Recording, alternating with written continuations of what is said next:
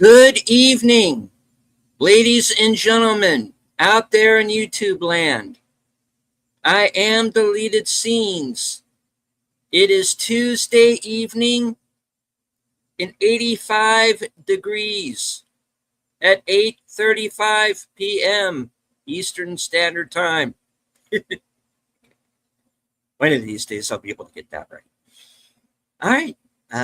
Good evening. Welcome to Live from Sparkwood in 21. This show chronicles the cult classic 1990s television series Twin Peaks. The 25 years later sequel series to return, which ran on Showtime in 2017. The prequel film, Fire Walk with Me. The films of David Lynch, and all of the multimedia that has surrounded Twin Peaks. I do want to say a quick hello to everyone joining us on X. I can't see you, but I know that you're there. And everyone here in the live chat, channel member JPRPH1, host of Films with Friends, the creator of the 10-Word Review, channel member Big Al Presents, faithful Blue Wrench channel member The Bird Woman of YouTube. Watch out for her channel, Fluff Check Productions. It's kind of clearing.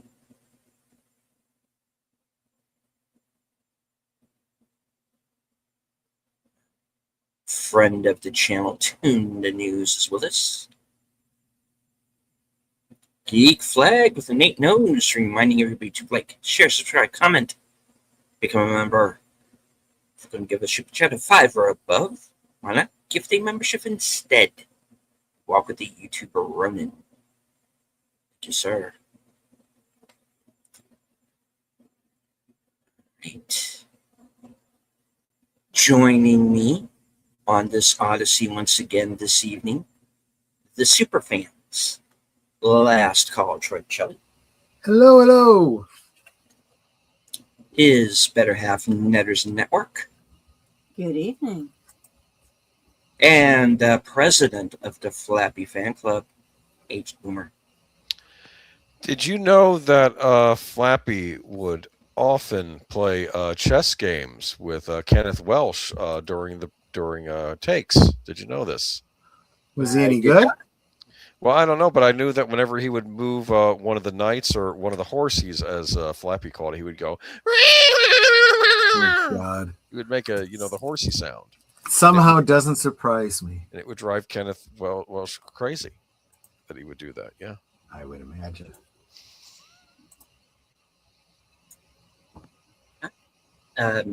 So tonight's episode is entitled The Black Widow, and it is the 12th episode of season 2.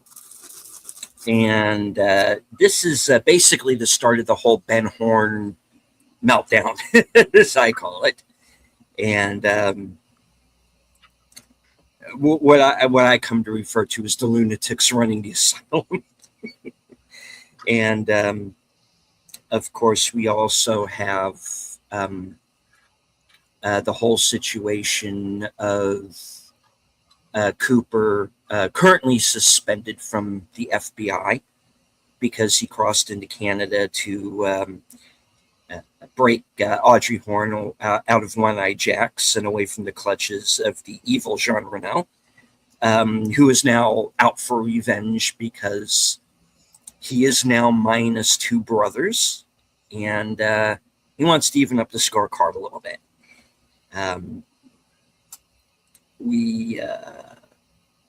What else do we have? We got a lot going on. Oddly enough, when you think that solving Laura Palmer's murder was the ending of it, there's kind of this snowball effect that has now occurred.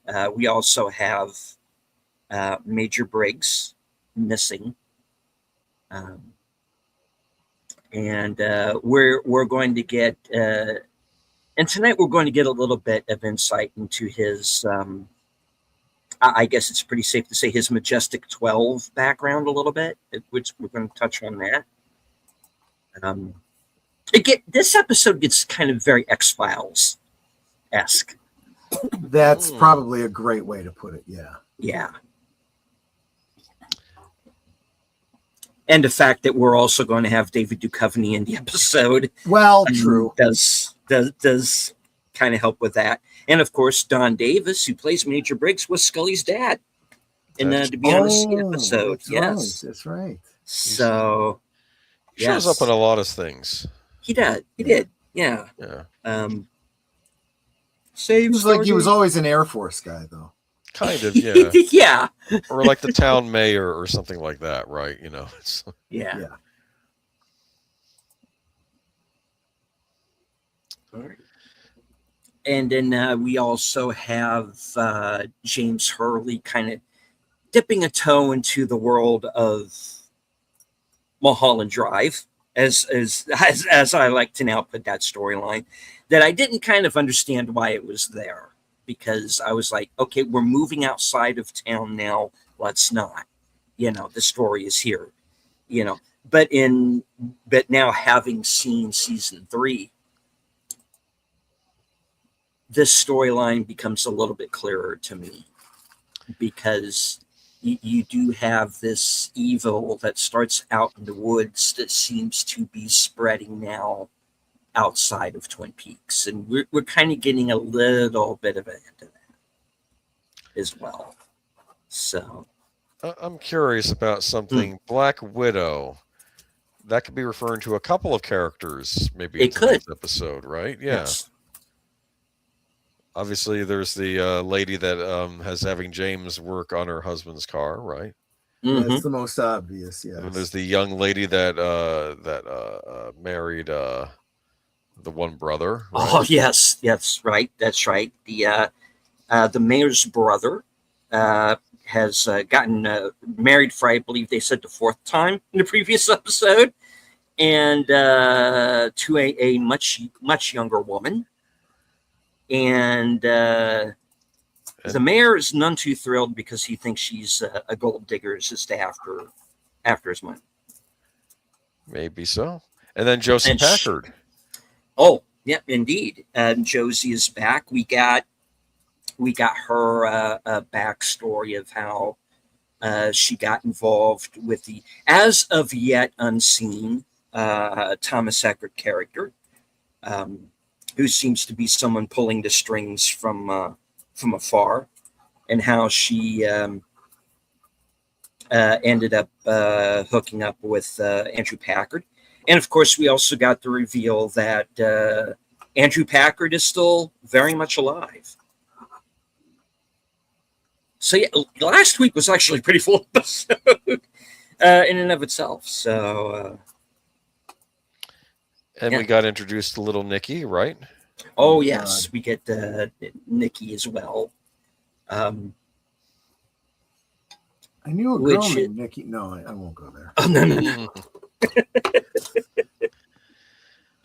Black Widows and Bad Seeds. That's a great way of looking at it, yes. And hello to friend of the channel, Andrea Black. All right. I do want to remind everyone that the Cosme link is pinned to the bottom of the chat. Please feel free to hit that link, and you can join us to watch the episode. Unfortunately, of course, we cannot show it to you live. Due to YouTube guidelines, we would have to either turn it into a slideshow, pause it every 8 to 30 seconds and fill up with commentary, which would take a bit of time, and or we would have to put a bunch of watermarks on it, which again is also time consuming. So you can join us over on Cosme. You can follow along with your own physical copy. All 3 seasons of the Twin Peaks series are on Blu-ray. You can also, as well as Fire Walk with Me, which actually just got a 4K through Criterion recently. And of course, if you have Paramount Plus, you can also watch that way as well. Because all three seasons are available there, and But you know what the best option is? physical media, the physical of course, media. own it. Yes, I Yeah. literally own every version of Twin Peaks that has ever been released.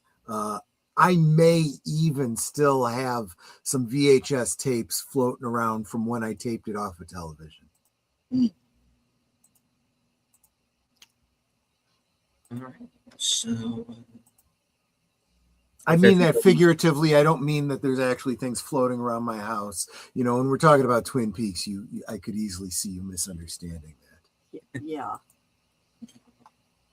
all right. So if everybody would please follow us on over to Cosme, and we will start the show proper. Are we ready to go? Remember, no pushing, no shoving. There's plenty of seats for everyone. Exactly. Indeed. And of course, please remember in the chat to stay on topic, because they're after us about it's an algorithm thing. They're concerned about bots. I get it, but we do want to engage with the chat, but don't start talking about Wizard of Oz or anything unless the show references Wizard of Oz. I was just going to say, this is David Lynch, so referencing because- Wizard of Oz might actually be very much on top. And Wild at Heart is basically his remake. So You're not entirely wrong there. Yeah. no. All right. Nate says Don S. Davis was not in the Air Force. Well, he's played a bunch of Air Force guys. Yeah, that's what I didn't mean. Really, I meant that the character. And in X-Files, he's an ex-Navy man. He did serve in the Army, which is true. Joined the Army through the ROTC program during college to help pay for his education. A lot of people did. Went on to serve active duty during the Vietnam War in the late 1960s. He did 3 tours.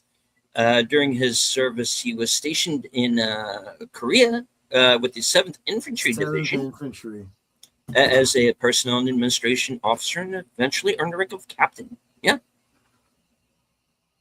So he was the real deal. Oh, absolutely. Very much. Yeah. All right. So if we are ready, I'll go ahead and count us down. In 5, 4, 3, 2, 1, play.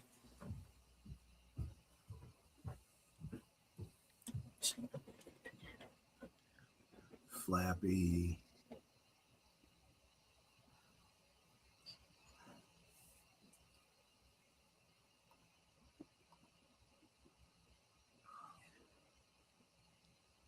Do they make gears there? Is that what I'm seeing here? No, those are grinding wheels to sharpen the blades for the sawmill. I see. That makes sense. Yep. Of course, we'll assume that's the case. No, because I think even Twin Peaks, because of the way they showed it in the return, we'll have to revisit that and try to deduce what's going on in Twin Peaks. Because in reality, the sawmill was it was no longer in service when Netter and I used to go there, and the last time that we went, it was almost completely dismantled. There was only like one stack and one building left.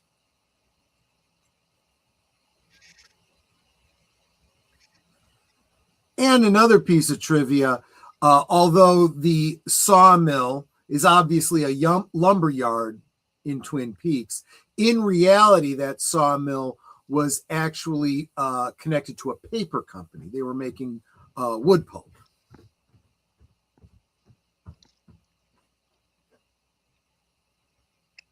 Is that a deer? It is. Or it could be an elk. It's kind of hard to tell at this distance. But I suspect it's meant to be a deer.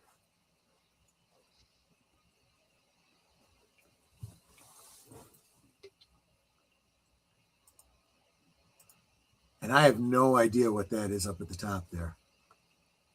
I'm afraid it might be a dog.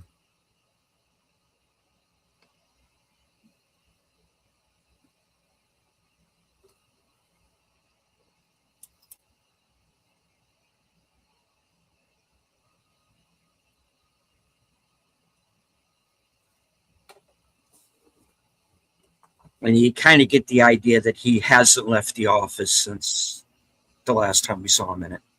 He's still wearing the same clothes. That's indeed Yeah. true.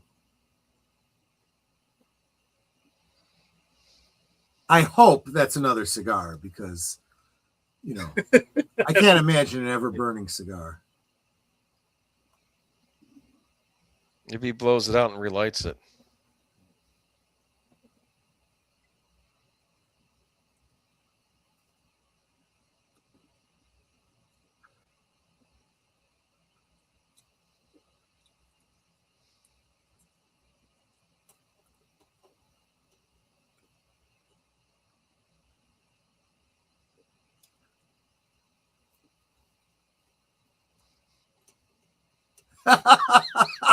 Poets, I understand. Dairy cows, not so much.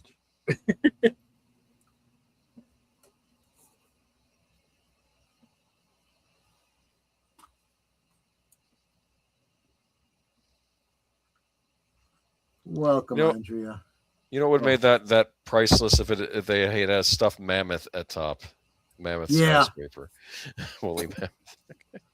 Flappy had a musical group called the Flapmeister and the Flapette, but the group fell apart after Flappy had physical relations with all of the Flapettes.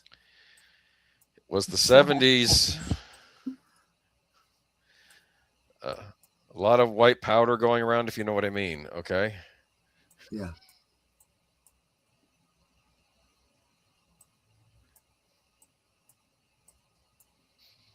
So would that be Flappy and the Flapettes? Yes.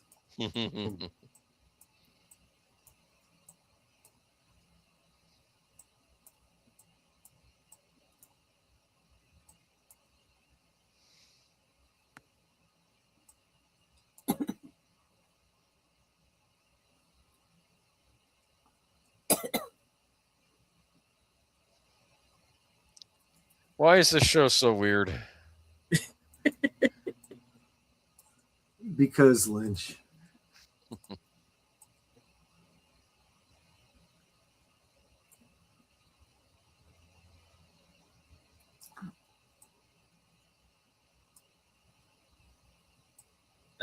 Hello, Jamie Lynn, and no, you're not entirely wrong.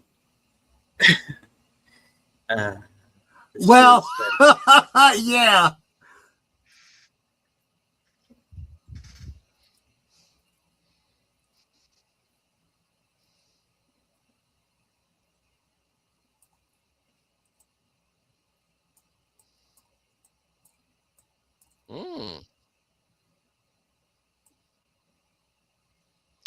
Cooper likes puzzles.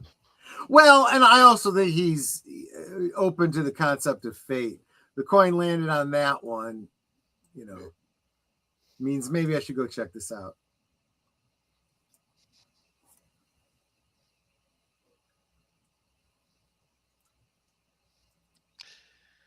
Hello, hey, Curtis. Good to see you, man.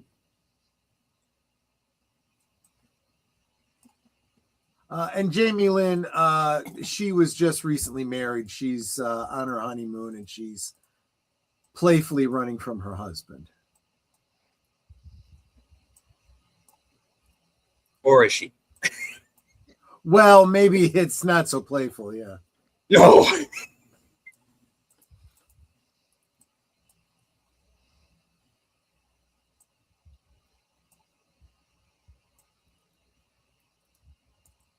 Oh, what a dick.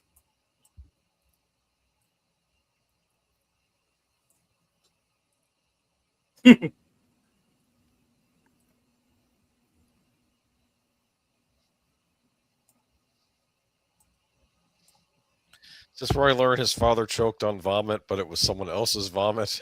Oh, That was Spinal Tap. I'm just saying. Yeah. Ooh, Ooh, that's gross. I would have thought he would have died with a Uh, smile on his face, but I guess not. Connie, that's brilliant. Instead of an everlasting gobstopper, he has an everlasting gob cigar. Let's put you guys in the grossness tonight. That's not gross. It's just weird. No, I'm just picturing this really wet, icky cigar. Ugh. Well, you shouldn't be chomping on it like that. Whoa. Oh, put that down. Andy. Yeah, you don't know where it's been. Oh. Oh no. If you gotta go, go with a smile.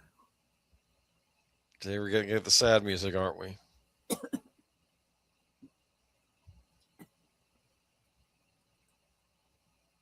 See, that's kind of, there is a certain amount of humor to his death and the circumstance around it, but this kind of just cuts right through it.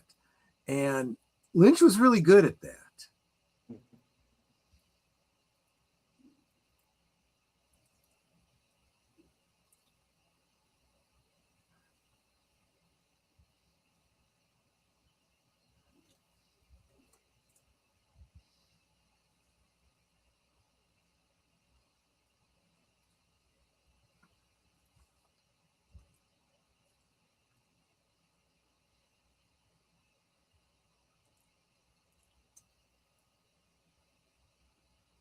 Let's be honest. If you're going to go, that's the way you want to go, right?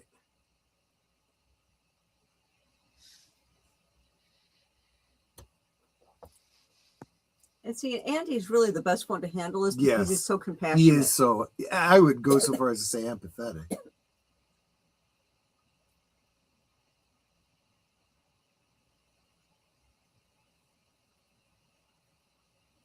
Well, this is like the first death by natural cause in the whole series. Right. And they're still assuming it's a murder. Yeah.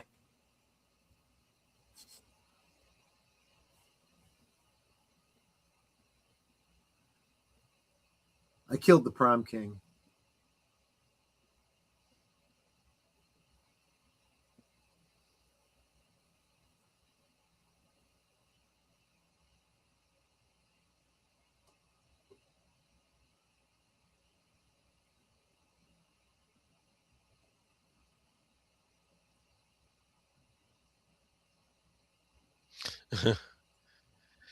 You know, this kind of reminds me of the Phoebe Cates joke from the second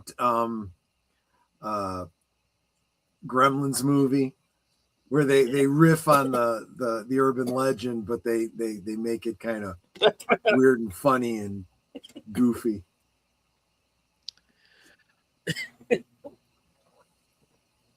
Do you think the revival series made a error by not having her be married to Hawk in the future?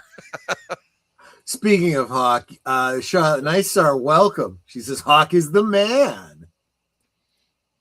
Absolutely. And welcome, Charlotte. So glad you're here. Oh, hey, Charlotte.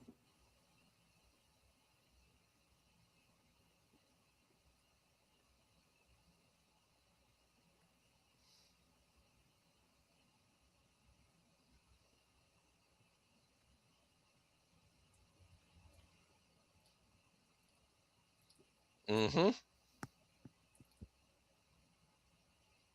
Oh, God.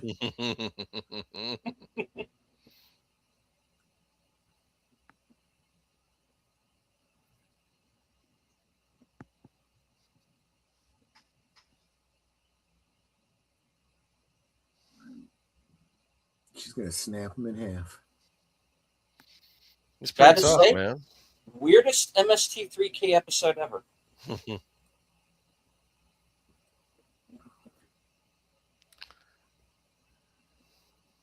Nadine kicks ass. She does more than kick ass. She doesn't even have to try.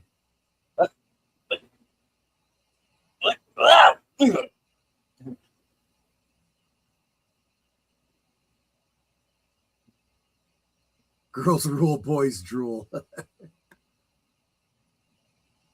I mean, that's kind of true.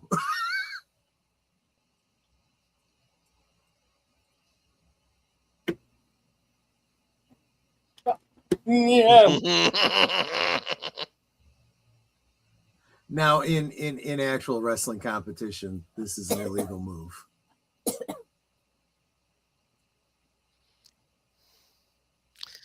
No, it's not. You distract the ref, and then you do that move, I see. like in WWE, WWF. Yeah. Remember? Like that. Now will you go out with me now that I kicked your butt? Right.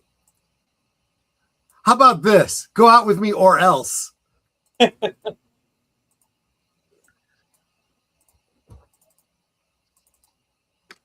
Now he goes back to Donna because Donna never broke his neck. Right. She looks like her neck's going to snap all on its own.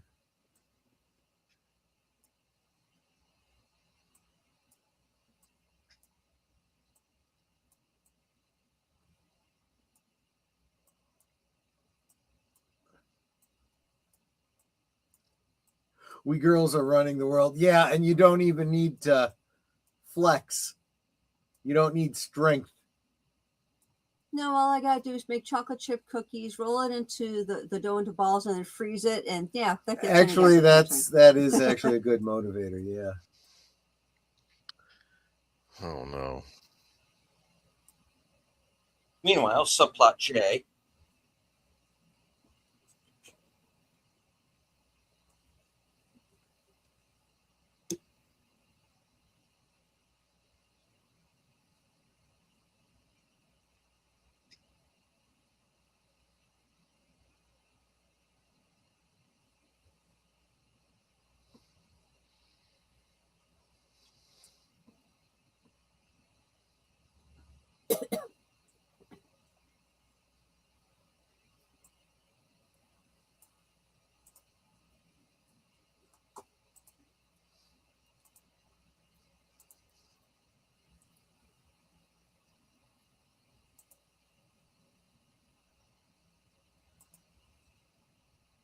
And I'd be sitting there like, why are you telling me all this?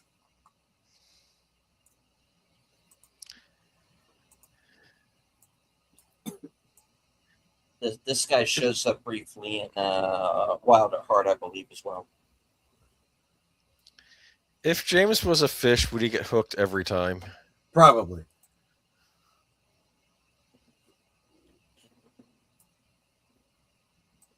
He is slow to learn, it seems.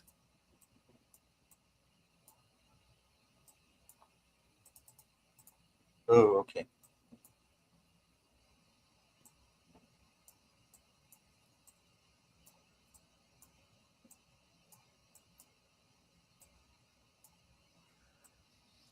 So once again, we're going on the premise that everyone's already seen this. This is our second time through, kind of the knowing what we know now stream. So we know that Evelyn's so-called brother is nothing of the kind. He is actually, I don't know if he's a cuckold boyfriend or how you'd put it, but he's okay with his girl being married to another man because they make out on the deal and they assume that he's going to end up dead. That's all part of the plan. It's all very creepy, but this whole idea of the fake brother and sister, thing is a recurring motif I've seen in not specifically Lynch films, but Lynch adjacent films. I'm thinking about like Children Under the Stairs. Although that was a real brother and sister, wasn't that? Yeah.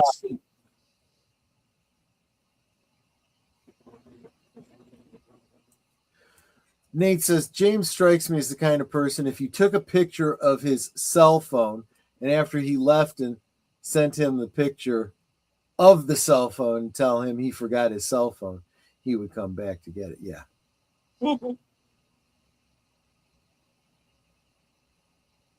This place looks like a dump. I guess it's like Laura said, He is so sweet, but he is so dumb.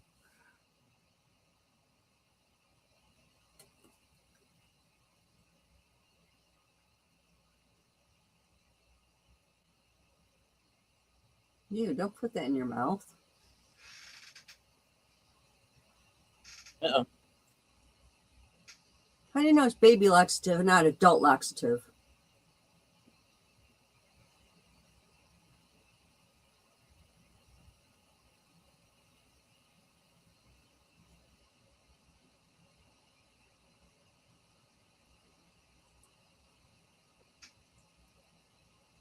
Formica. Oh.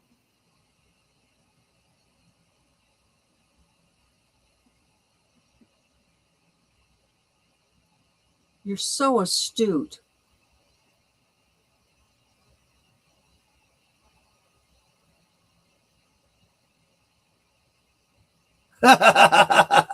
She's like, oh, this is going to be my day, isn't it? Charlotte Nightstar says, I've been doing a trial run for web designing for my business that's starting up. So I've been busy the past few days, doing very well so far. I hope when the folks test the site before launch sometime next week that it will be a success. Oh, I hope the same for you.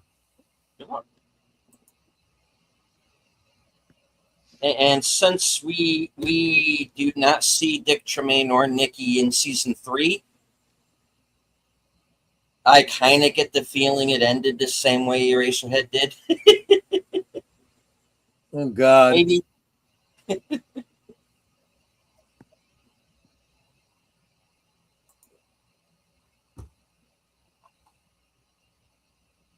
Like, dude, if you're having that hard a time of reading.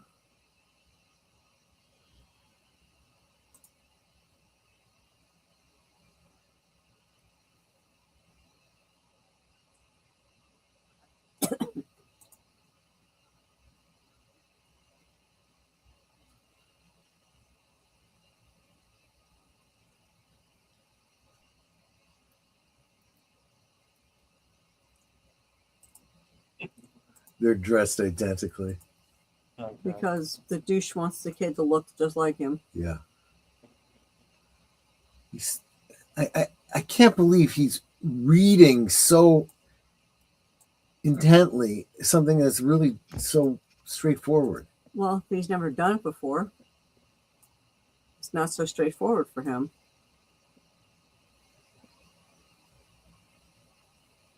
Oh.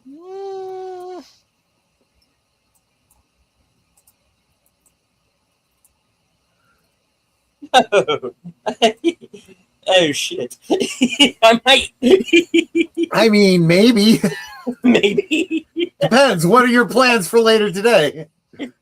We didn't see him on the sequel series. I'm just saying. Right. No.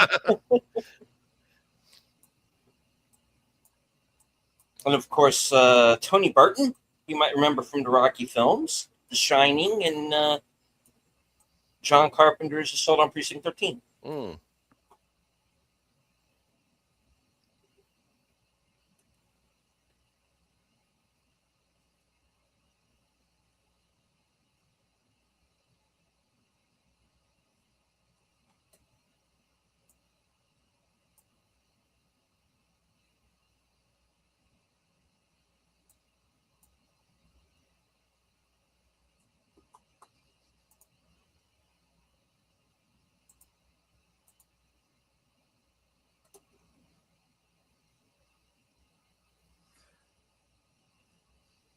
Now, just to be specific, I don't know if this is intentional or an oversight, but where he pointed was a Chacuma Lake near Santa Barbara, California.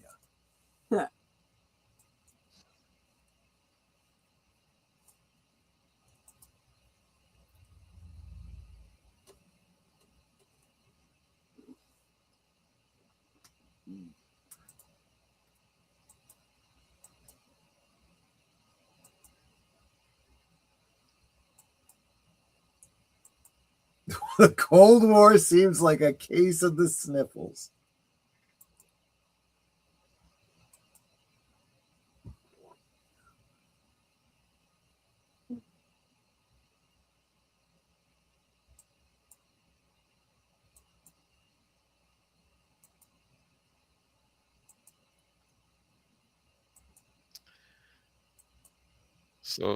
So this was like a police squad movie, or she'd open up the garage and there'd be like a whole bunch of busted like Jaguars and Bentleys, Yeah. and like that. Can you fix these?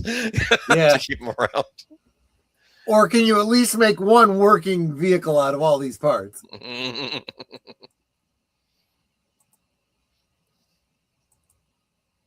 I've been places, James. I made a movie with Klaus Kinski and survived. Oh, God. Yeah. Ooh. James. Right. He likes the dangerous women. I think he's On the just other hand, she's no slouch. Give him that. Mm-hmm.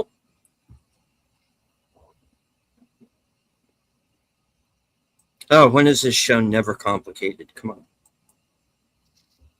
I hope her quote unquote brother isn't looking in.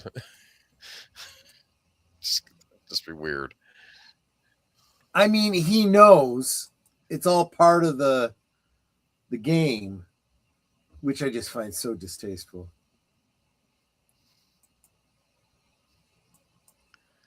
Charlotte, I admit, Evelyn Marsh is hot. Yeah. Yes.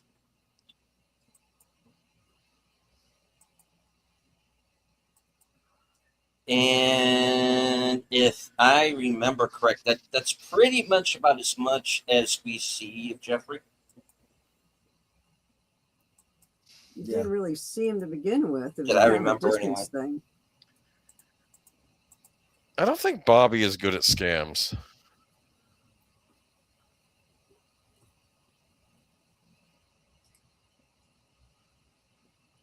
Oh, okay. Well, I guess I proved wrong.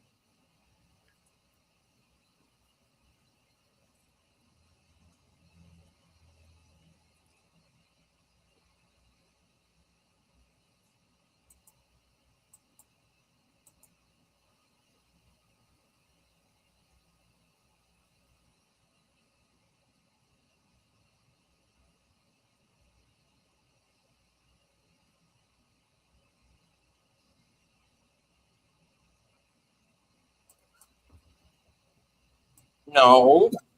That's not what she means.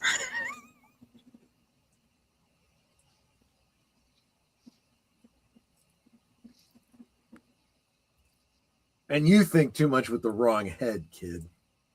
Yeah.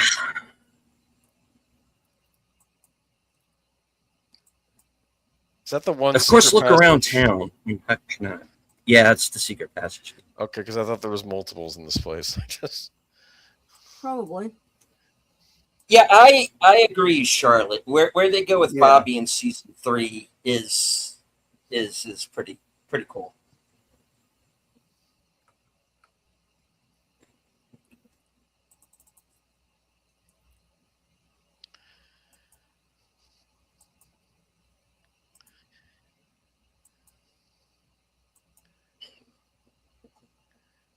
It'd be funny if they went to Dr. Jacoby's house to get his help, and then he's doing an Alamo reenactment.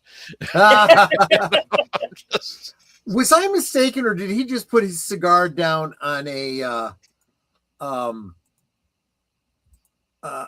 cannon emplacement? Yeah.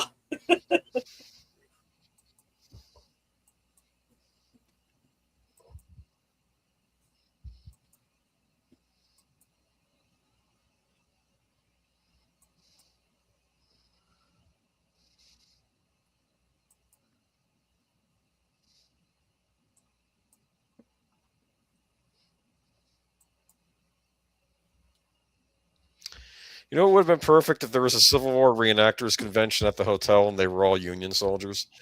Oh, gosh, right?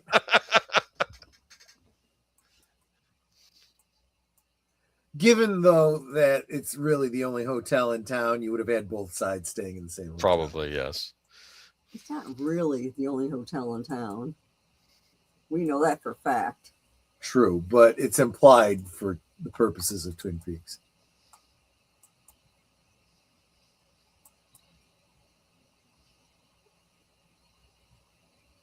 Yeats.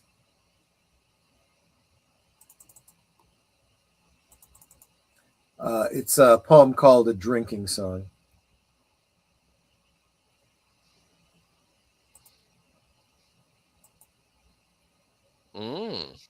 I want to hear it.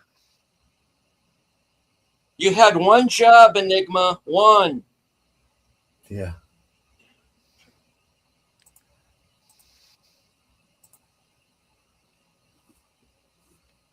I think Pete's blitzed. He's snookered.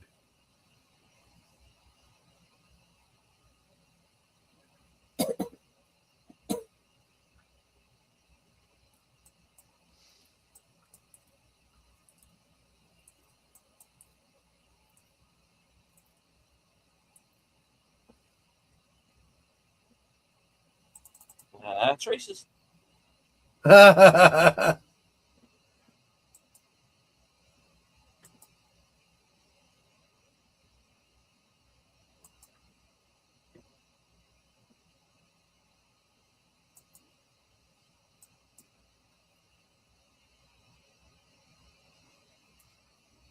Ow.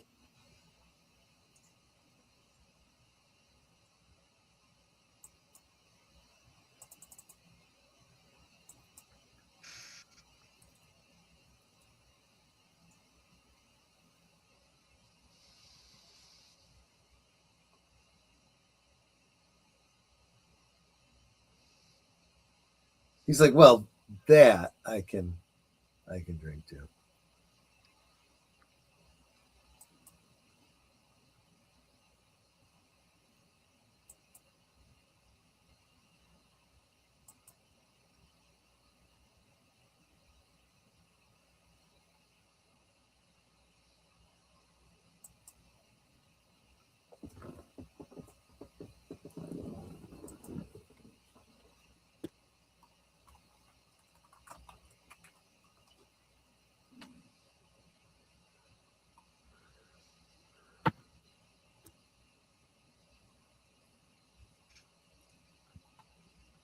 Is he like mailing out these tapes every day? Mm-hmm.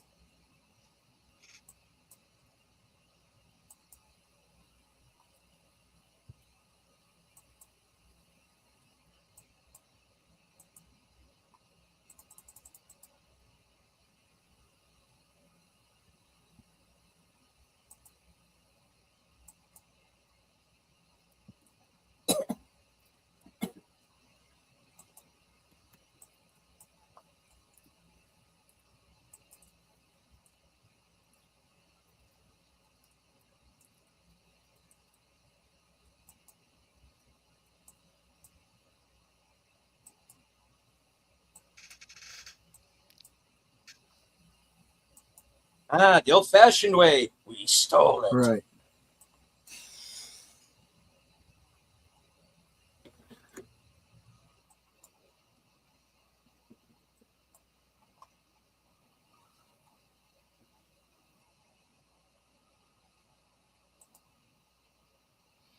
And we're even. Hey. They would make a great looking couple, you have to admit. Oh, absolutely. Well, yeah, here we go. Were you talking about them or were you talking about them? You know what? Maybe I'm having second thoughts now.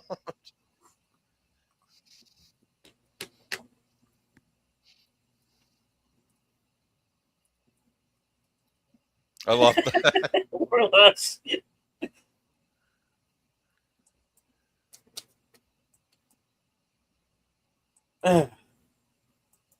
there's still, there's no way this is not awkward, okay? Right.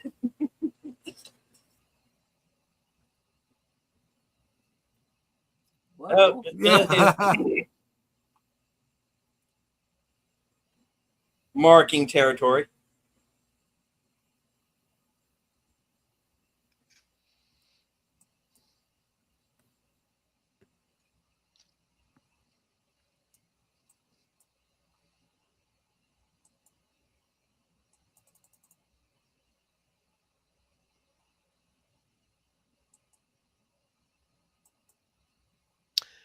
Did he just say baby laxative mixed with the cocaine?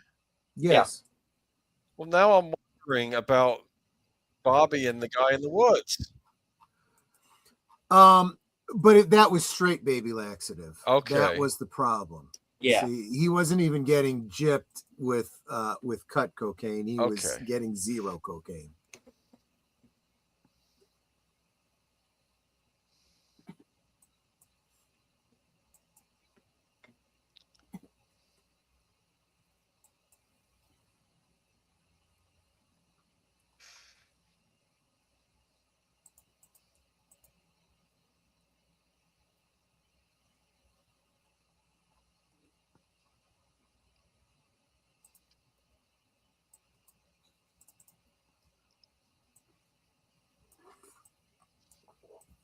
This is also a great arc that has a wonderful payoff in season 3.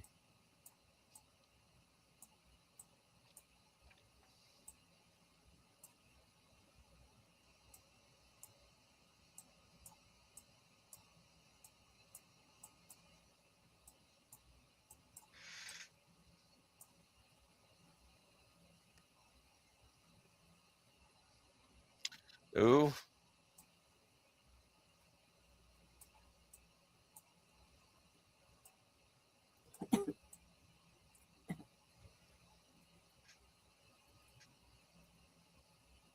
And she's like, he didn't come to see me.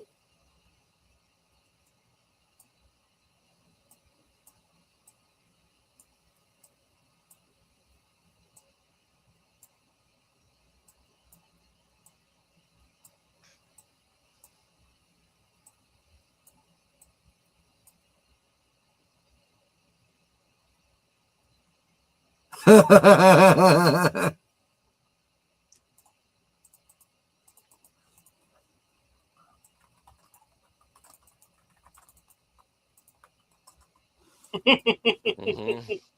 Literal No. limited. They know it's true. Come on.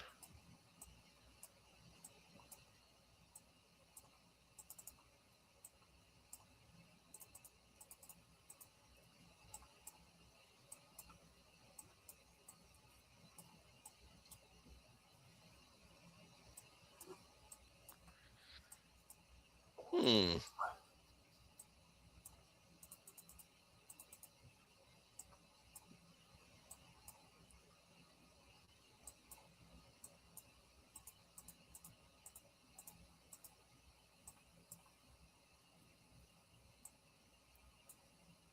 This episode of Jag is weird.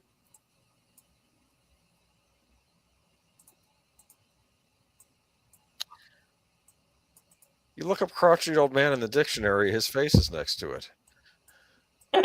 Yeah. I mean, come on.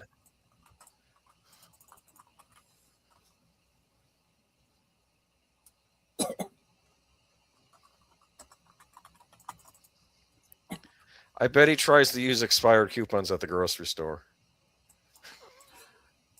So Charlotte says sex is a crime if it results in cardiac arrest. It can, but you would have to prove knowledge that a reasonable knowledge that it would result in death.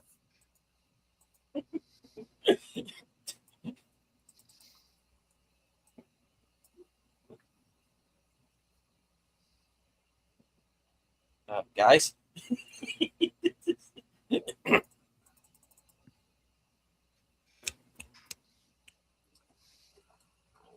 So he thinks little Nicky is the devil. And then about a decade later, Adam Sandler has a movie called Little Nicky, where do you think that's Adam Sandler doing Twin Peaks fan fiction, or do you think that story is set in the Twin Peaks world?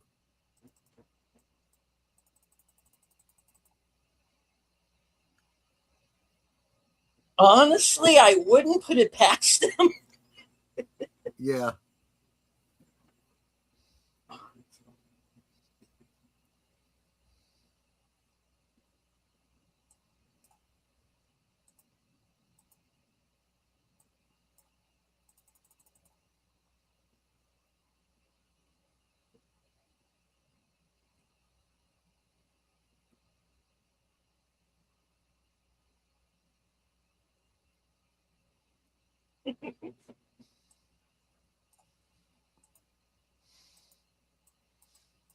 Mm-mm.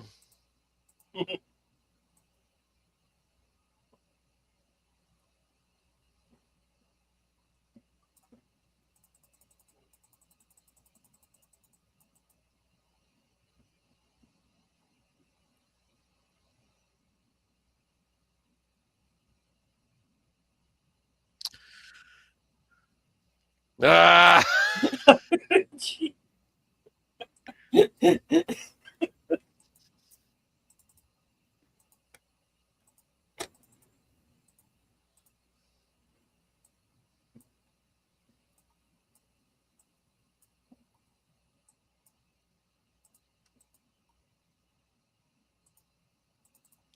Oh, Doc, how could you? Yeah. Meanwhile,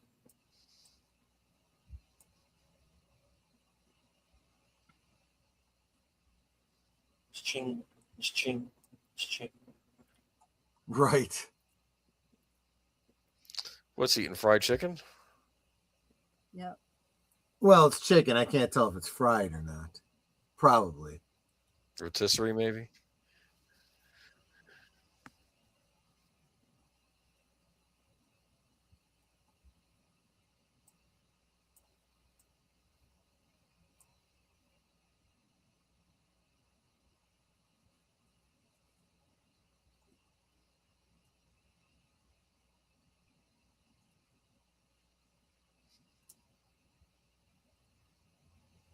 Okay, that is not how any woman puts on lipstick. He's not any woman.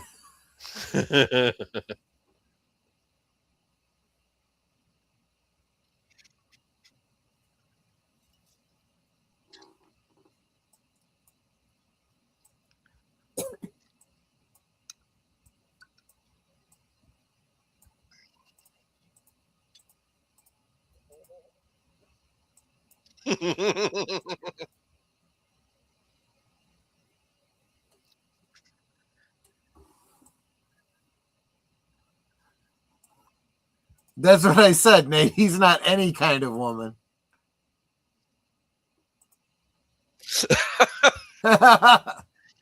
You won the Victorian Cross, damn it. Hold together. Yeah.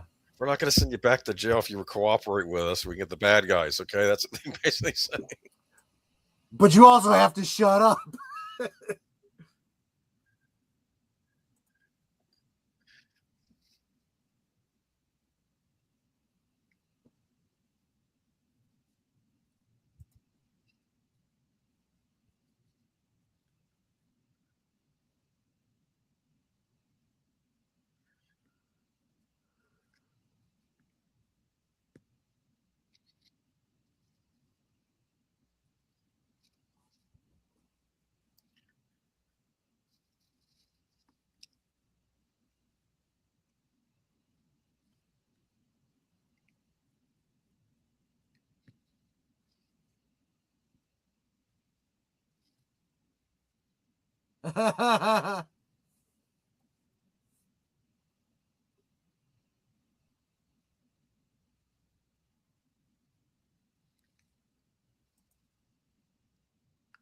Ooh.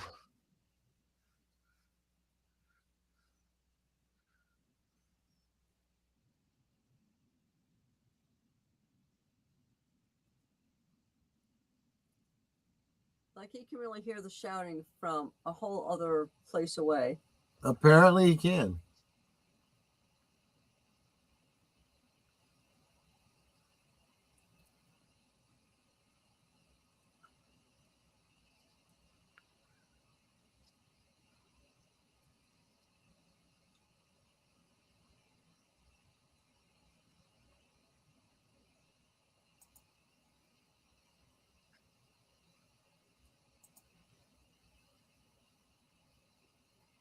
He just walked in James' room without even like knocking or nothing.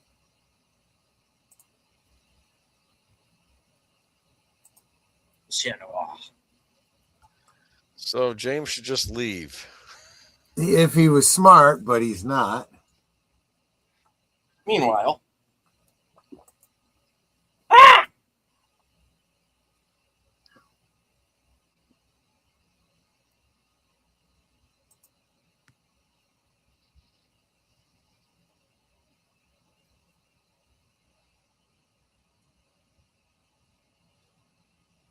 oh man, the backrooms version of this show would be so gnarly. Oh God.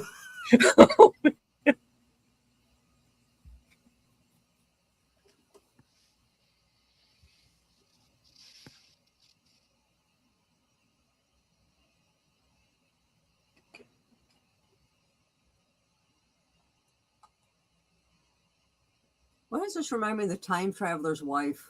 Yeah.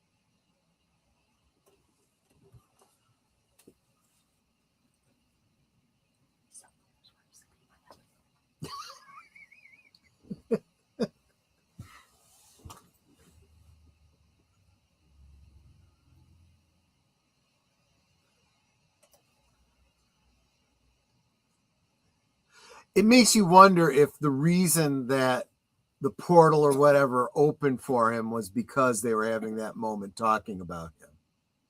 And that was like an anchor that brought him back. Maybe. That's what I think. You notice he just put out his cigarette. Yeah.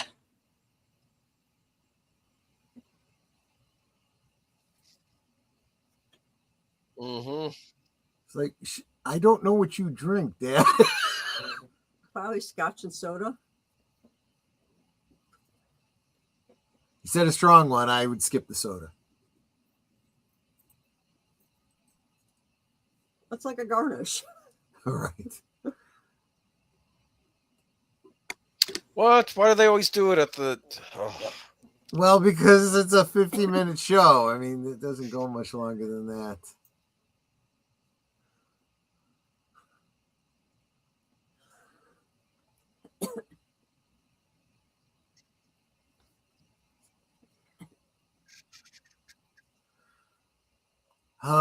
There was a lot there.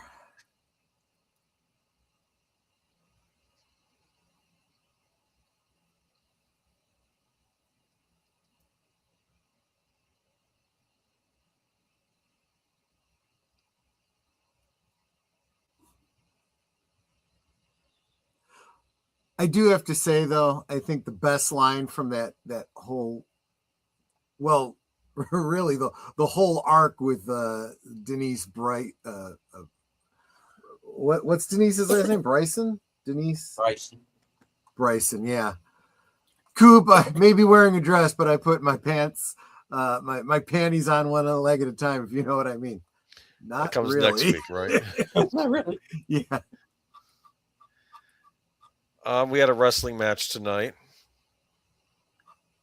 Yes, we did, which kind of skirted the rules of high school wrestling. It's true. We have at least 2, arguably 3 Black Widows, right? There is at least an implication on Josie Packard. So there's that. And for all of the the whole thing with what's it called? The Marsh storyline there, and people saying they don't see how this has anything to do with the rest of the story of Twin Peaks. That's pretty much how I feel about the whole story with Little Nicky. I think that is like, Yeah. what the hell, And that has far less. At least, like you said, you could justify the whole Marsh story in light of season 3. Nikki just never does coalesce into anything logical.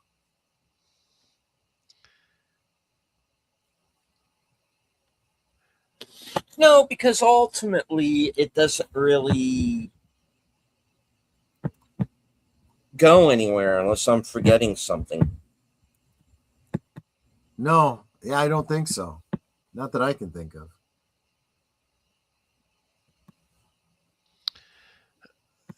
I think they were trying things out and see what would stick. Possibly. Yeah, it does go into the territory of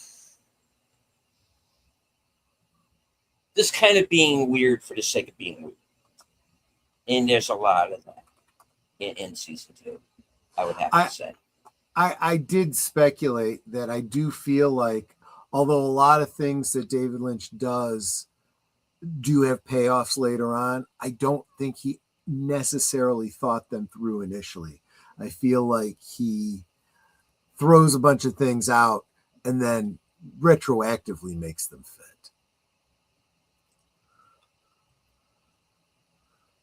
I mean, and it's, it's a style. It works.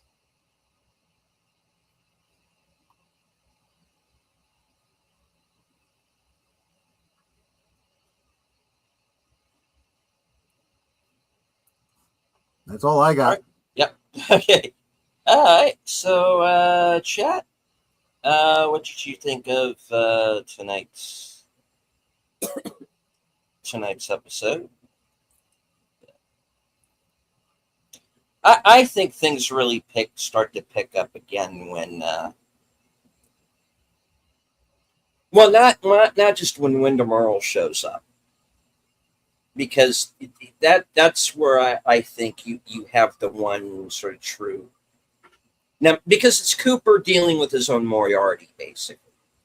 Right. So I can look at it that way. We have always kind of equated Cooper and Harry to Holmes and Watson anyway. So bringing in this Moriarty type character, I do see that makes sense.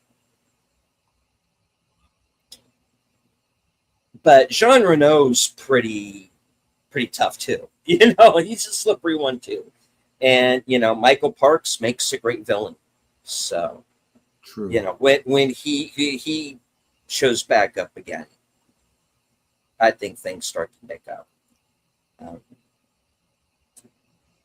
But I always wonder about what the alternate reality of the show would have been if they had just gone with David Lynch's plan and left him alone. Where would the show have gone? Would it have been more like what we see in season 3? I don't know. There's some alternate reality out there where that version is out there, but I'm curious how many of these storylines that are currently running would we have seen.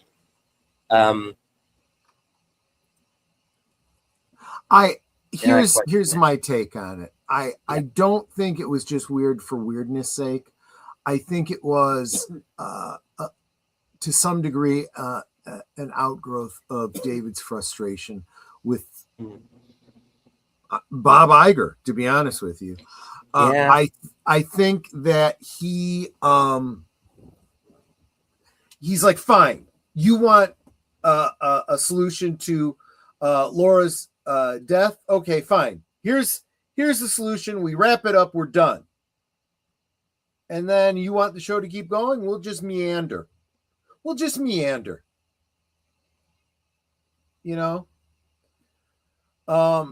I don't think he had it in himself to just phone it in like that. I think that's why we still get the Wyndham Earl storyline, which I think was something he did have planned out from the beginning. You see the seeds of it laid with the autobiography, and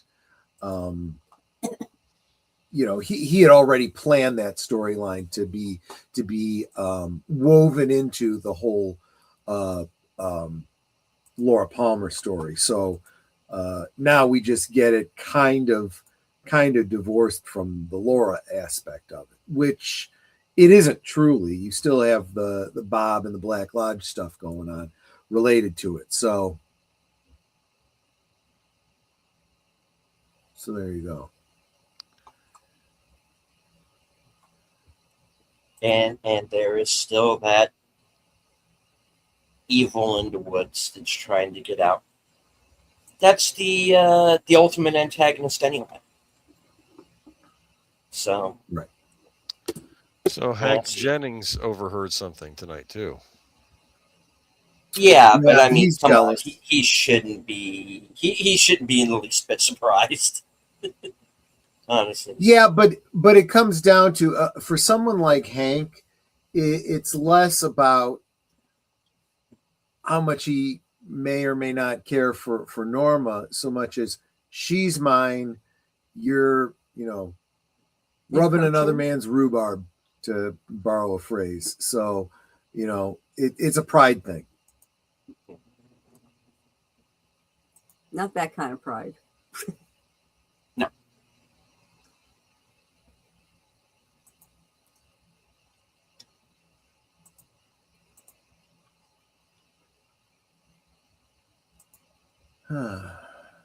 Well, and then of course we did get a Wyndham Earl reference this evening.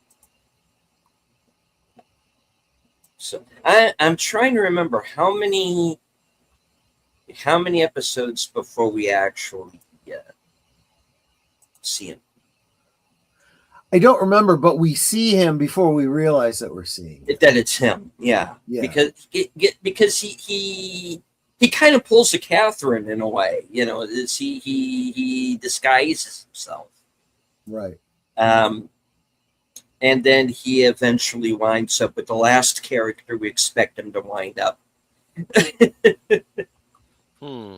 with,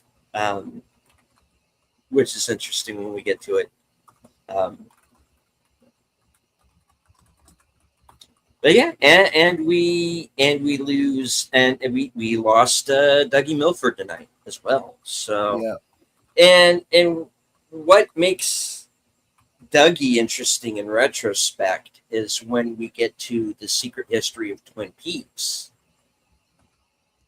We find out just how involved in things that he truly is.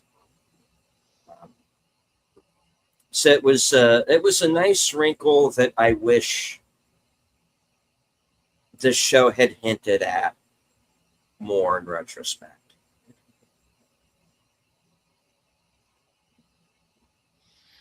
That you could, like, and you've brought this up before, Troy.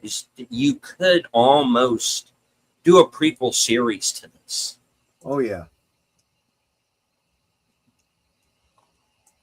and as much as I've been railing against, sequels and prequels and spin-offs of late, I wouldn't mind seeing it.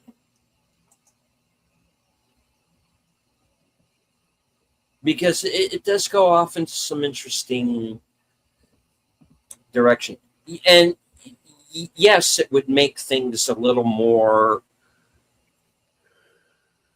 a little bit more sci-fi, retro, Project Blue Book, but why not? Yeah. I think we could use something like that right now. And the fact is, although we're not quite there, we're really, really close. With what I've been seeing of people using AI to generate scenes and stitching them together into larger narratives, we literally do have the raw materials to tell that story. We know enough of the story that somebody could de-age the actors, put Big Ed, Nadine, Hank, and Norma into high school again, kind of tell their story, see how Nadine loses her eye. And actually you can go even further back, like you said, with the Project Blue Book stuff and Milford and all of that stuff from the secret history of Twin Peaks. The story is there. It's all laid out. In fact, if you really, really dig into the secret history of Twin Peaks, you've got a lot of historic figures. You've got, Aleister Crowley, you've got Jackie Gleason, you've got various presidents, so the story's already been told. It could very easily be translated into. I think a good spin-off would be the Bookhouse Boys. Oh, that's right. Yeah. A Bookhouse Boys story would be really, really good. And how, they got formed. And and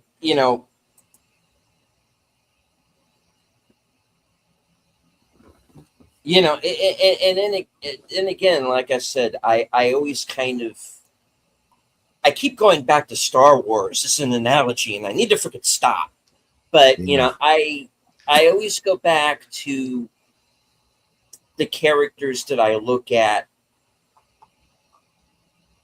as like the Force users, And while the Bookhouse Boys are not necessarily that, I kind of see them more along the lines of like the Knights Templar. I could very much see that kind of analogy being, especially at the beginning. And the thing to remember as well is Hank was one of them. Yeah. And he's kind of the guy who went to the dark side. Yeah. I could definitely see a Bookhouse Boys spinoff.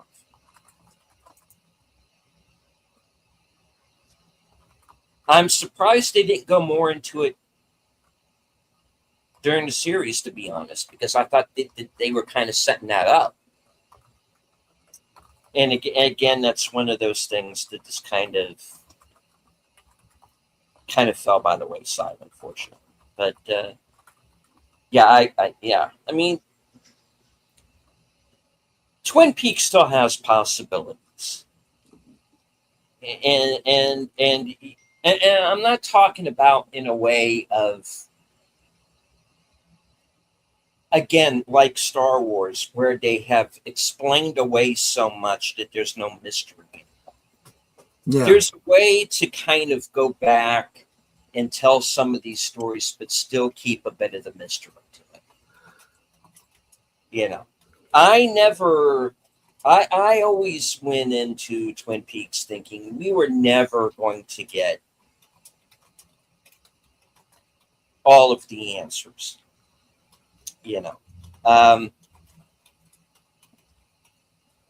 I always, like I've said, I always expected Laura's murder would be something that would be solved at the end of the series. Right. That I mean, and even if we didn't have a definite answer, we would know. The clues would be there.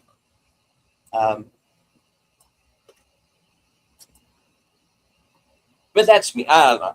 I guess I just always had like a different show in my head than the one that we got, especially in season 2. And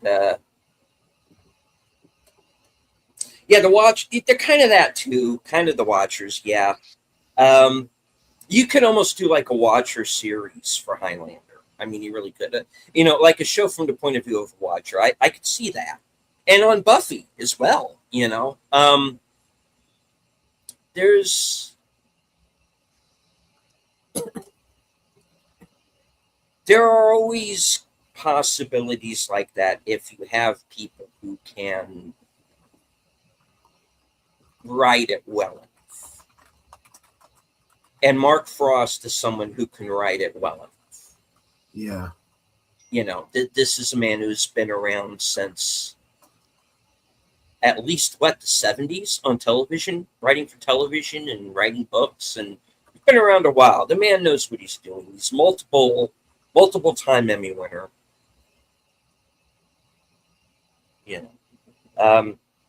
A Twin Peaks anthology. Yeah, I mean there are a lot of directions that you can go in. But the question is, and it's the question that I've always had is you had people who came on and did this show as Miguel Ferrer I heard him once put it, I'll be a spear carrier for David Lynch any day. Yeah. And so he had that loyalty. He had that group around him. And does Mark Frost have that same loyalty within this group? With very few exceptions, I think that just about everybody that worked with Lynch felt like that. Yeah. So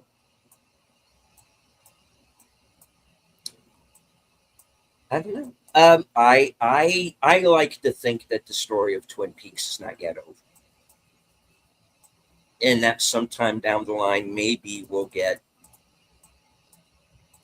something in some form.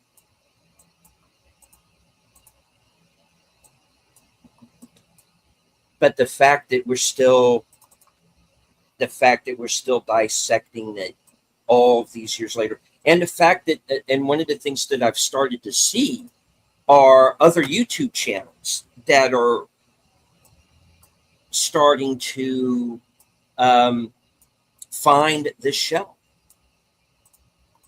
and are now putting out their own. There's a channel, of course I can't remember the name of it right now, where they're like on episode 2 reacting to it. So the show will check your X. I just shared something with you that you could perhaps bring up that I just did.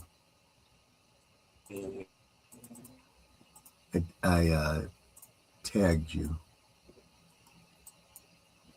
That on there.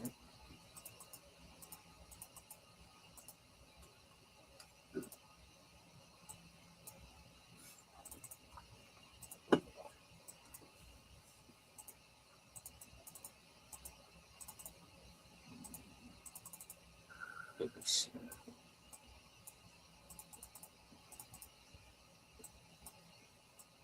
Okay.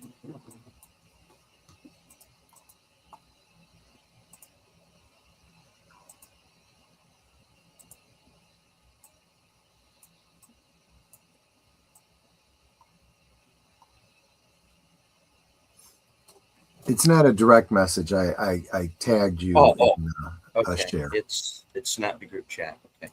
Right. Oh.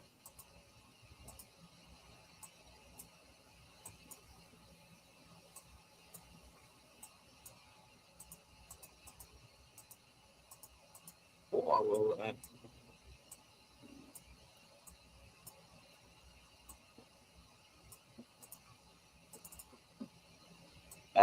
Shall I put this up? Do you want to put it up, dear? Yeah. Oh, okay. There we go. All right. Yep. I just did that in 2 minutes.